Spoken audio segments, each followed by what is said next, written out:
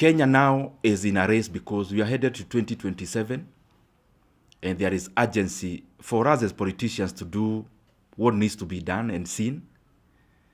And in that urgency of wanting to do things, many times we are finding ourselves doing things that cannot pass the prudent test or the prudence test. Some of the things we are doing are very good today, but they can be improved, because such statements, when we give them, we are not doing it to accuse anyone. We are doing it so that we have a debate that makes Kenya a better place. The Ministry of Roads, now through Kenha, is in the process of coming up with ways of tolling our roads or instituting charges on the usage of roads. And this may impact on the roads that are already built, but also on the projects that are in the pipeline to be built. Roads infrastructure plays a critical role, but we have to always look at the cost of usage of this infrastructure. Of note is the road from the one we know is called Rironi Mau Summit Road, or Nairobi Nakuru Mau Summit Road, others may call it that way. And in the initial stage, we are talking about close to 170 kilometers of road. Kenyans in the western part of Kenya deserve this road to be dualed, and they deserve this road to be upgraded. But it will not serve our economy when this road is packaged as a business model. This road, when we continue now instituting tolling, like what we want to do on Rironi Mau Summit Road, what we are basically doing is increasing the cost of doing business. Because now the motorist will be made now to pay for the fuel, pay the road maintenance levy in the fuel, which they already pay, but on the side, they'll again be needed to pay an extra cost of using this road. Now, of note is that in whatever we are calling PPPs, public-private partnerships, they are actually not private. They are mostly entirely public. We are just running away from responsibility and liability. Because we package a road as a PPP, but the main investor in that PPP is the National Social and Security Fund, is the NSSF. We have now gotten into a road where, and a slippery one for that matter, that anything consequential you see happening in Kenya is actually workers' money. The other day I raised about the issue of Talanta board. It was not a private sector board, it was public.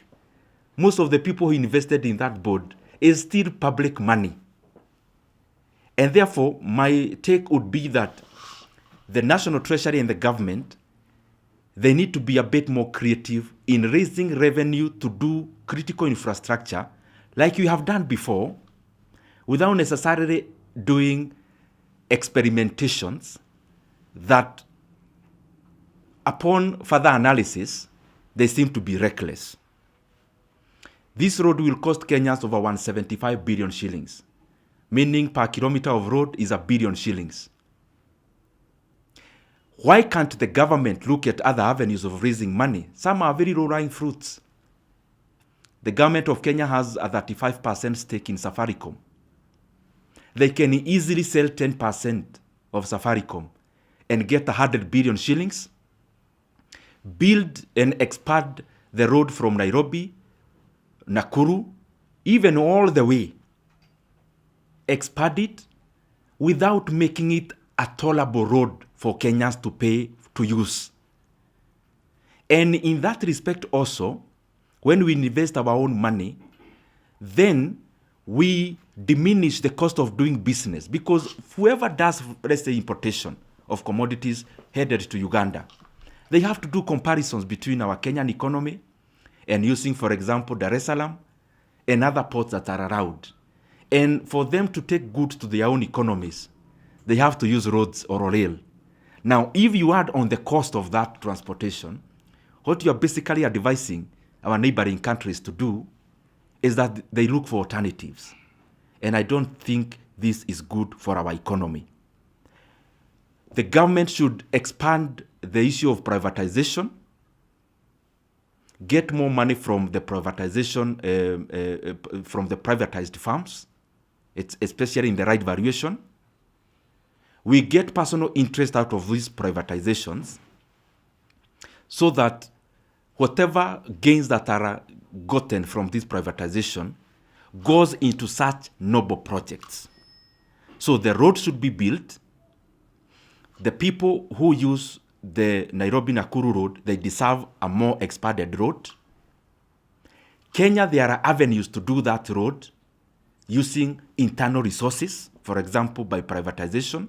And I've given an example. A 10% of Safaricom at the right valuation would give us the money we need to expand the road, even not 170 kilometers, even further. And by doing that, we will have done it using internal resources that do not accrue more